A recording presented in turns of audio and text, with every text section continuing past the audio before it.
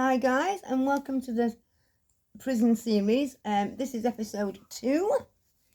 And thanks for choosing. First of all, thanks for finding my channel, choosing to watch, stay around and watch. If you like what you see, just press subscribe, get a like in, get a share in. You know, my channel was a year old 2 days ago, so yeah, come on, let's get those numbers up for me, guys. So let's dive straight in. Where did we left off at? We got to prison, didn't we? Talked about what happened in reception. Excuse me.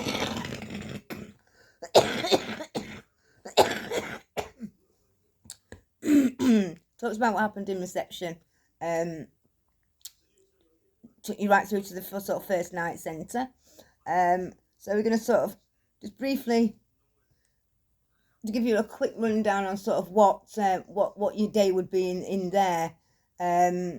So obviously you spent your first night there. You woke up by a bloody alarmingly alarm, like a megaphone. Those of you that are on medicine, like I say, you would be on methadone or Librium or both. You are about 3 or 4 are let out at a time.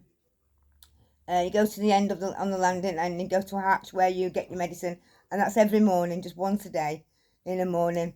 You'll then go back to your cell, alternate, and you would, till everybody's worked through and got the medicine, basically. You'll probably, make a brew, stick the TV on, that sort of thing. You're spending most of your time doing nothing on the first night centre, because obviously you've not got a job. You're not even really on your final resting place, your wings. So it can be a little bit boring on there, I suppose. But those of you who like their own company like me, I actually didn't mind it, to be honest. Things you can keep your mind occupied with, you have colouring, endless cups of tea. And your day broke up anyway. You've got a TV in there, you've got a little daft library in there. But yeah, so you're woken up, you have your breakfast. Your breakfast will have been given to you at night in a pack, and in that pack is like a tea pack. You've got a little packet of cereal, some milk, and there is tea bags, a little bit of sugar, the sausage of sugar, some coffee whitener. There's like gold dust, that. Because the calories in that are equivalent to about 3 Mars bars. Everybody wants to buy the coffee whitener. It's amazing what's got value in prison. But we'll get to that in another episode. We are going to cover that. So so your day broke up by going for your medicine. You let out for a little bit so you can chat.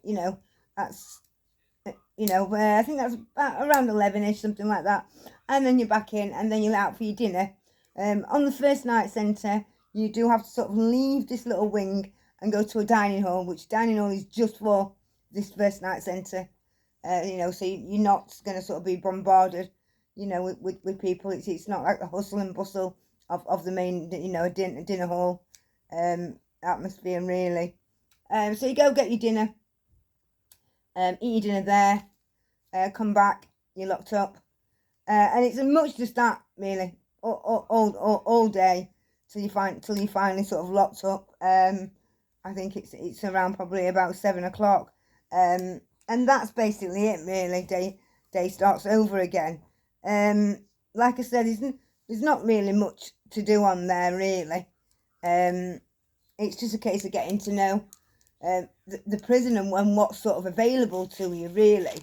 You're given like a lot of information packs, to be honest. How to do this, how to do that.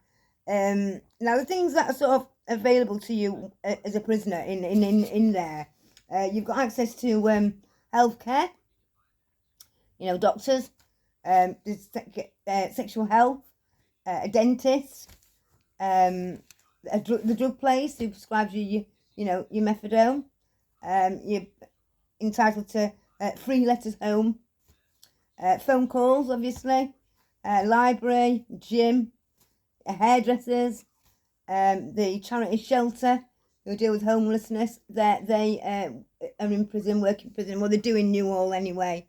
What else is you're sort of entitled to? There's something called a listener, which is sort of like a model prisoner that's been dead good, who's on that sort of enhanced, and they go around.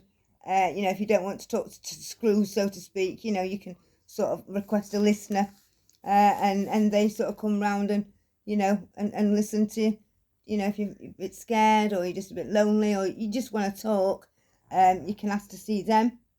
You can request clothing from outside, obviously, to be sent into prison.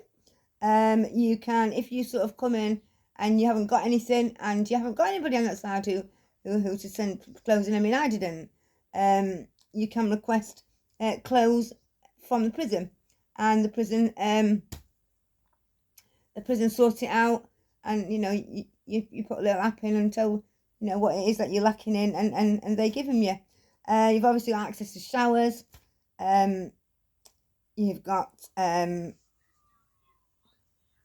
once you're on the proper wing, in fact, I think they're on the little wing as well. Hairdryer, hair straighteners. You've got free shampoo, free body wash. Although it's only little sachets, it does the job. I mean, obviously, if you're in a position where you're not working and getting money from somewhere and on the outside, shampoo and conditioner is not something that's going to be on your weekly sort of shopping list, really. You access to buying canteen every week. That's something that you've got access to. Buying items from outside on a catalogue, you've got access to that. So we'll cover all these. Now, you would need to go and see anybody from healthcare, which is sexual health, doctors, dentists, that sort of thing. You put in an app. Well, you put in an app for everything, basically. You put in an app and it's just make an appointment. So really, it's just like instead of ringing on the outside, you would ring up for doctors or a dentist and make an appointment, and you give them one. It's just the same in prison, but you just put an app in, and you get an appointment slid under your door at night.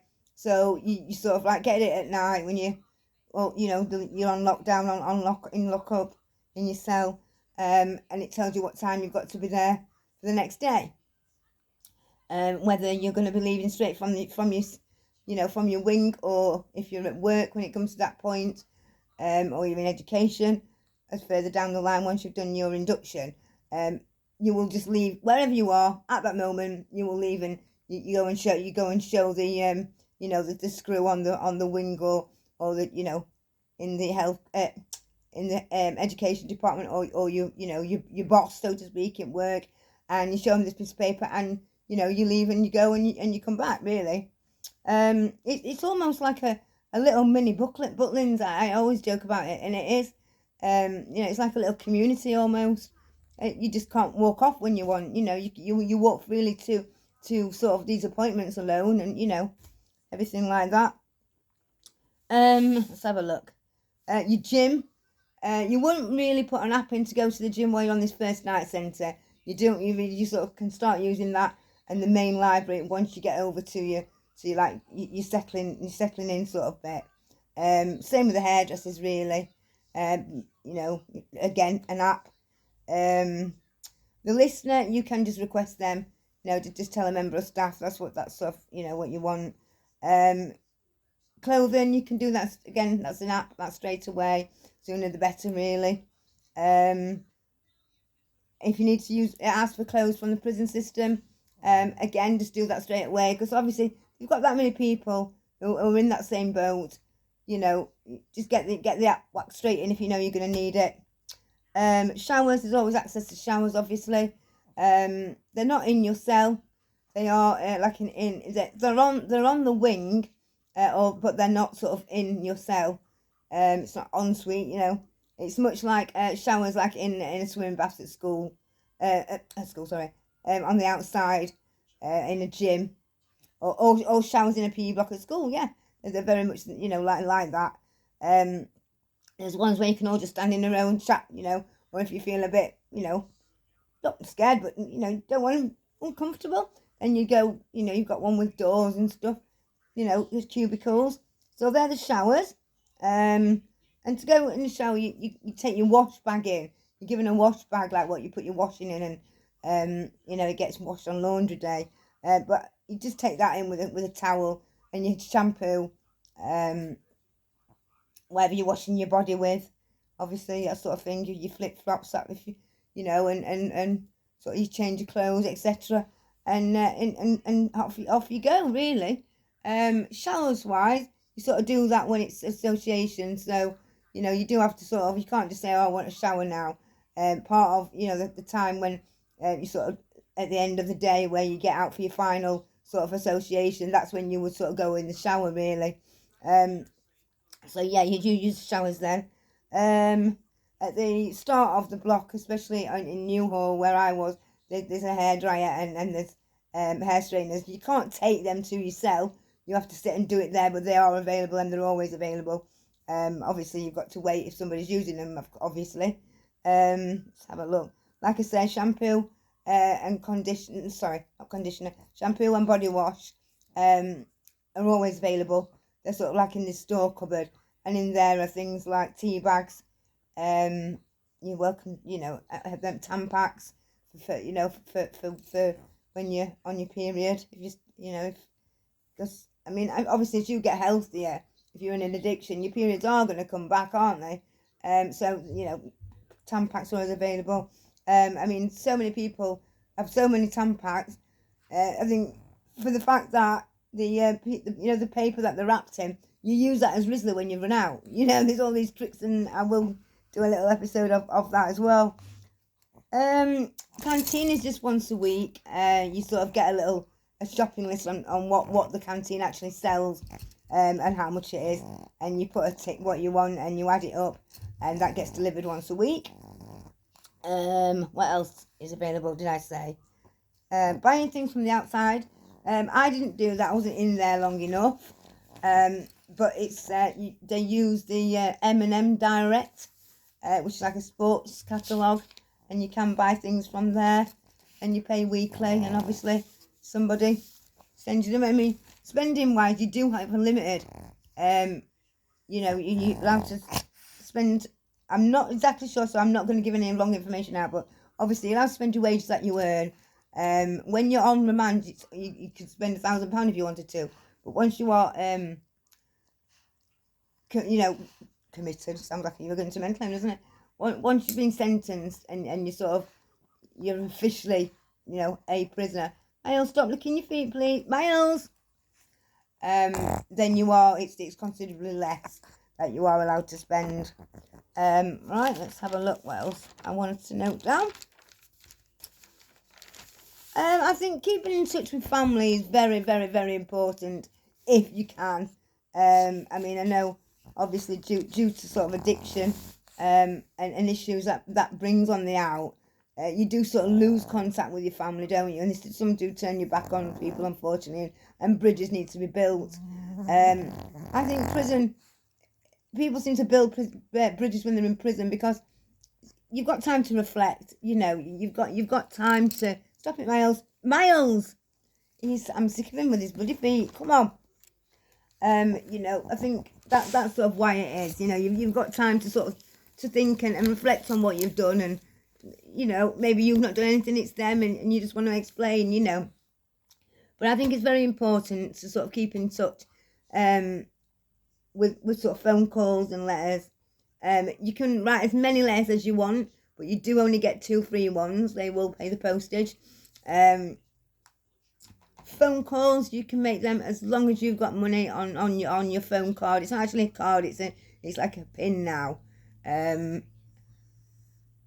Never really, I did have one, but I didn't sort of ring family or anything. And you pick your numbers, you put get an app, put what numbers you want on it, and the prison sort of contact these numbers and say, Victoria Saunders wants to add you on her prison call list. Is that okay? If they say yes, then obviously they're added. If they say no, then they're not. Basically, that's how simple it is. I think when a couple, if you're, you know, you're a partnership, somebody's a partner, our partner is going to prison. We're going to cover that in the next one. You need to sort of take into consideration, sort of, do you want to be with that person? I mean, you've got to sort of look at it like, how would you sort of feel, you know, effectively, this person's gone to, you know, your partner's gone to prison, who their life's going to stand still, in theory, and yours is sort of going on, you know, every day, sort of living, and a lot of jealousy sort of happens, doesn't it? And it's a difficult one, which we're going to cover that next, in the next episode. So, that I've got a couple of questions. Let's have a look if I can find them now. If not, we'll do them in the next one. Because Miles is bloody all over me. I've found them. Right. Someone's asked me how much she spent. I'm going to specifically look that up because I don't want to give no wrong information. What if I'm bullied in prison? Right, we're going to cover that. We're going to do a bit of cover the bullying topic in episode 3. So I'll fully answer that then.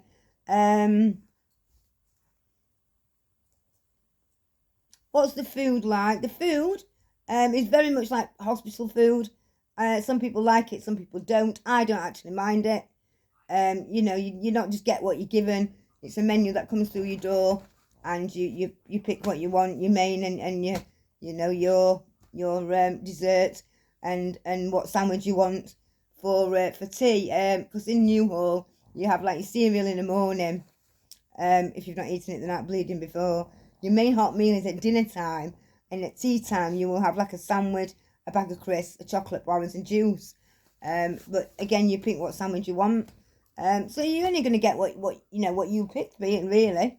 So that's episode 2, guys. Don't forget, if you want to show the love for this channel, please like and share and subscribe. See you later.